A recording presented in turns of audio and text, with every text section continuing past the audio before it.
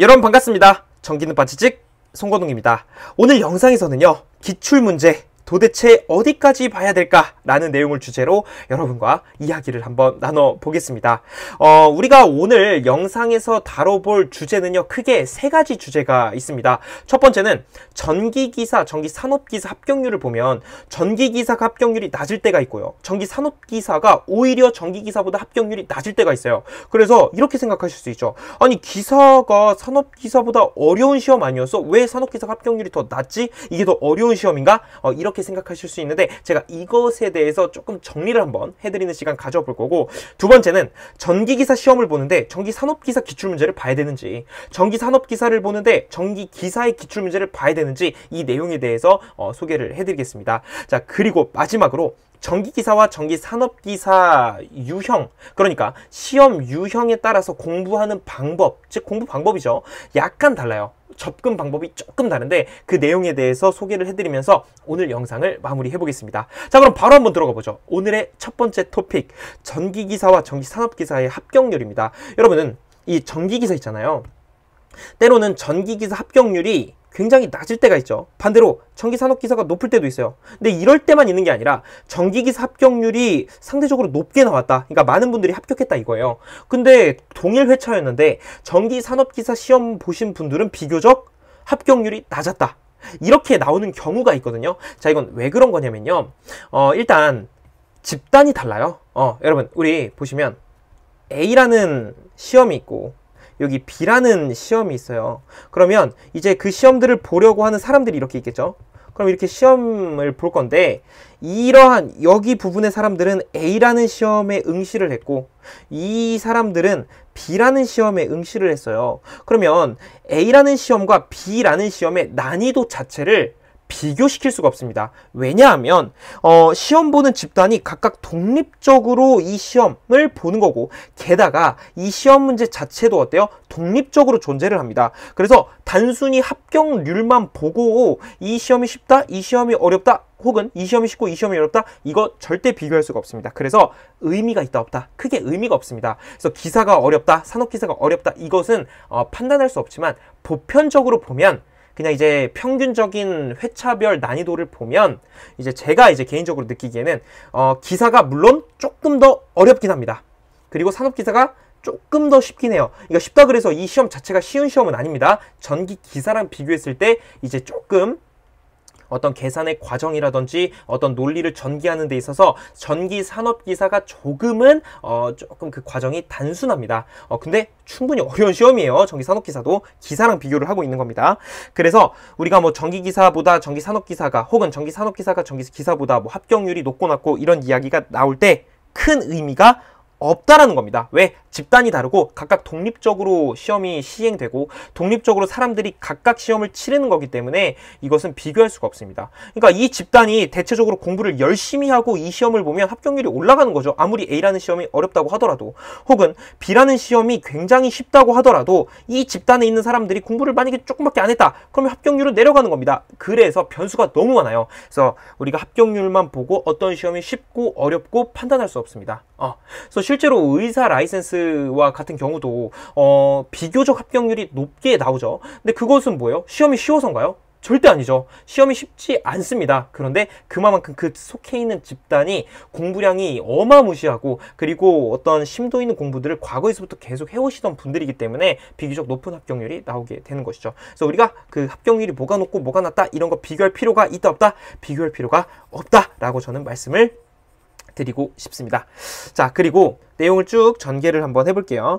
우리 지금 보시면 전기기사, 전기산업기사 이제 펼쳐보기 전에 뭐가 어렵고 뭐가 쉽고 라는 거 의미 없다 그랬잖아요. 그리고 뭐가 상위냐 뭐가 하위냐, 이것도 사실 의미는 없어요. 왜냐하면 여러분, 자격증은 사실 최고의 자격증이 있을 수는 있죠. 하지만 우리가 보는 범위 안에서의 이런 자격시험은 최적의 자격시험이 있을 뿐입니다. 그러니까 내가 취업하고자 하는 곳에서 전기산업기사를 원하면 산업기사 따면 되는 거예요. 내가 취업하고자 하는 곳에서 전기기사를 원하면 전기기사 따면 되는 겁니다. 그러니까 내가 어디에 취업을 하느냐에 따라서 그 최적화된 것이 무엇인지를 판단하면 되는 것이죠. 그래서 그렇게 접근을 해야지 뭐가 더 세련된 자격증이고 뭐가 더 좋은 자격증이다, 이것은 없습니다. 그런 건 없어요. 그래서 여러분이 그 내용 정도만 한번 파악을 해주시고, 자, 그러면 전기기사, 전기산업기사에 대한 내용을 조금 더 볼게요. 우리 전기기사 시험 보시는 분들이 전기산업기사 시험 보시는 분들의 기출문제를 봐야 되나, 아니면 전기산업기사 공부하시는 분들이 전기기사 기출을 봐야 되나, 이런 생각 많이 하시잖아요. 자, 그거에 대해서 제가 내용 전개해 가면서 말씀을 드릴게요. 일단 전기기사 공부 방법이 어떻게 됩니까?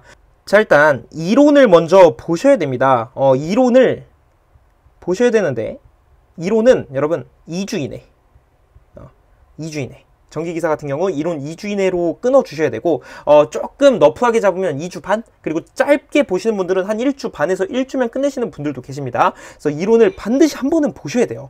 그리고 이제 기출을 들어가는 겁니다.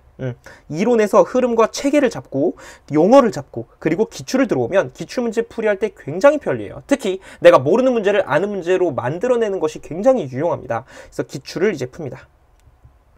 자, 그럼 기출문제는 몇 개년을 봐야 됩니까? 최소 20개년을 보시는 것을 권장드립니다. 왜냐하면 여러분, 요즘 기출이 지금 시험 나오는 거 보면 이 과거의 문제들이 상당히 많이 출제가 됐습니다. 그래서 20개년 이상을 보시는 걸 권장드리는데, 일단은 시작은 20개년을 목표로 잡고 시작하는 겁니다.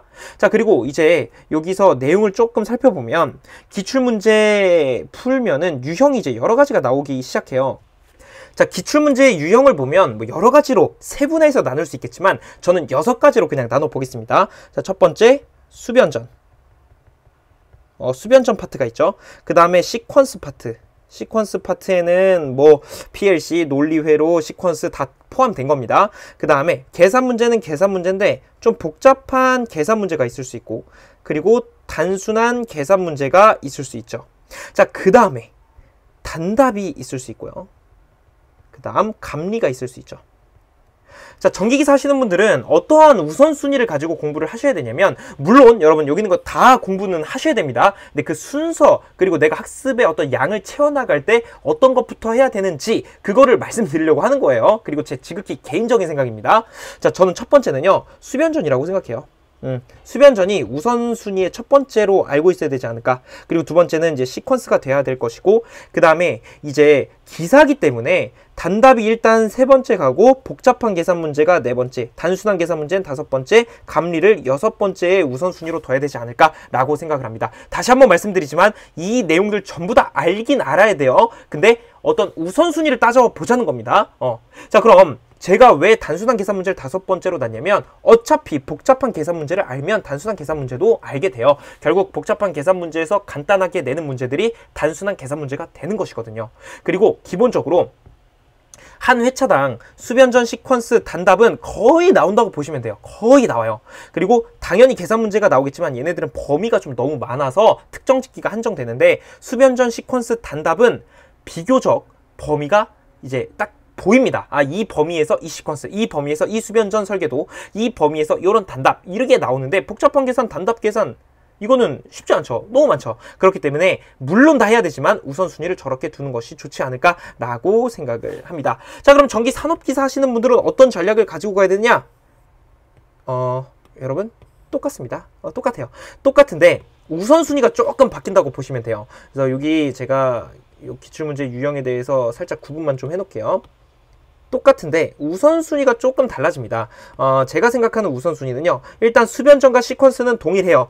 복잡한 계산, 단순한 계산, 이 부분을 저는 조금 이제 바꾸고 싶은 거죠. 그래서 일단은 차이가 있다면 여기 네 번째 단순한 계산, 그리고 복잡한 계산을 조금 나중에, 그 다음에 감리를 제일 마지막에, 이렇게 보는 겁니다. 그래서 거의 비슷하지만 조금 다른 부분이 복잡한 계산이 먼저냐, 단순한 계산이 먼저냐, 복잡한 게 먼저냐, 단순한 게 먼저냐. 제가 왜 이렇게 구분을 했냐면요, 여러분 기사는 그래도 비교적 복잡한 계산 문제가 잘 나오는 편이고, 산업기사도 나오긴 나옵니다. 근데 비교적 기사와 비교했을 때 비교적 단답 계산 문제가, 단순한 계산 문제가 좀 우위를 차지하고 있어요. 그래서 요 두 부분들이 아무래도 기사와 상기를 나누는 그런 경기가 되지 않나. 범위는 똑같습니다. 범위는 똑같은데 어떤 유형의 난이도 그리고 어떤 풀이 과정에 있어서 한 번 더 전개를 하고 안 하고의 차이가 기사와 산업기사를 좀 나누는 기준이 되지 않을까라고 생각을 합니다. 그래서 이 두 내용을 여러분이 참고를 해주시면 좋을 것 같고, 자 그럼 기사 기출 다 했는데요. 요 산업기사 기출 다 해야 됩니까? 자, 여러분 일단 그거는 맞아요. 기사의 기출문제는 산업기사의 예상문제가 될 수 있고요.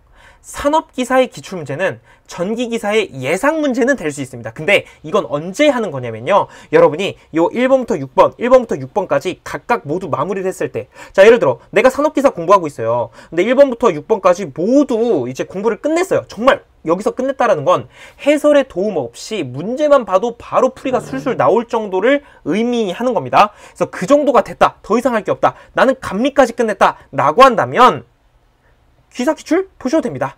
기사 기출 이제 최근 거부터 좀 보시면 돼요. 그래서 최근 거 보시면 되고, 반대로 나 기사하고 있는데 이거 다 있다. 그러면 산업기사 봐도 되냐? 봐도 됩니다. 도움 돼요. 근데 우선순위가 가장 마지막이라는 겁니다. 그래서 각자가 어떠한 시험을 준비하든 서로의 기출문제를 보셔도 상관이 있다 없다? 상관이 없다. 하지만 그 우선순위는 언제다? 감리까지 끝낸 7번째 때 이 내용들을 시행하는 것이다 라고 생각을 해주시면 됩니다. 근데 여러분 대부분 저도 그랬고요. 제가 많은 수험생분들을 봐도 그렇고 거의 이제 공부하실 때 요 감리까지도 학습을 이어나가기 어려워요.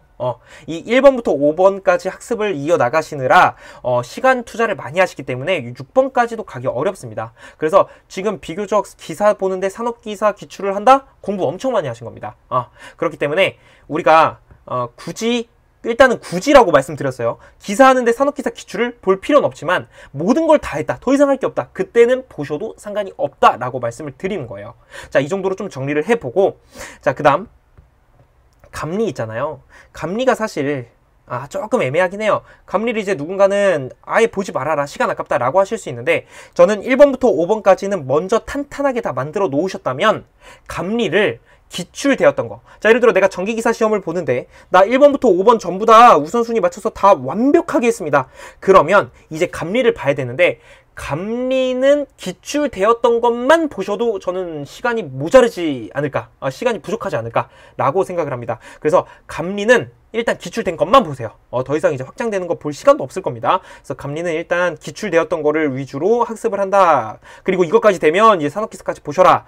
전기산업기사도 마찬가지로 감리는 가장 마지막에 더 이상 할 게 없을 때 보는 거고, 이것까지 다 했는데 시간이 없다 하면은 전기기사로 넘어가 주시면 되겠습니다. 어느 정도 좀 각이 잡히죠? 방향성이 좀 잡힐 겁니다. 그래서 저는 어떻게 공부했냐면요. 사실 저는 이제 전기기사, 전기산업기사 모두 시험을 치렀거든요. 전기산업기사를 대학교 3학년 때 취득을 했고 전기기사를 4학년 때 취득을 했습니다. 저 역시 그때 공부를 할 때 감리까지는 보지 못했어요. 감리까지는 공부를 할 때 못 봤습니다. 기사든 산업기사든. 그래서 1번부터 5번을 확실하게 하자라는 생각으로 공부를 하니까 그래도 어느 정도 합격 점수를 맞을 수가 있었습니다. 그래서 여러분들도 일단은 요 5번까지 만드는 게 목표예요. 5번까지 완벽히 됐을 때 더 이상 할 게 없을 때 감리로 넘어가는 겁니다.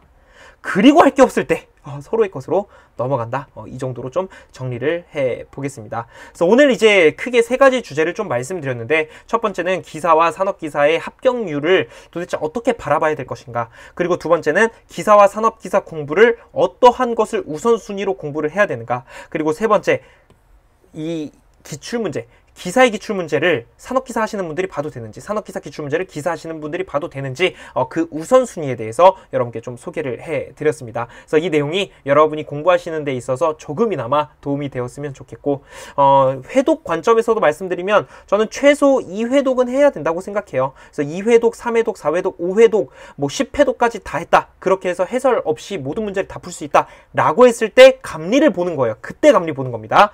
그리고 더 이상 감리도 볼 거 없을 때 서로의 기출로 넘어가면 된다.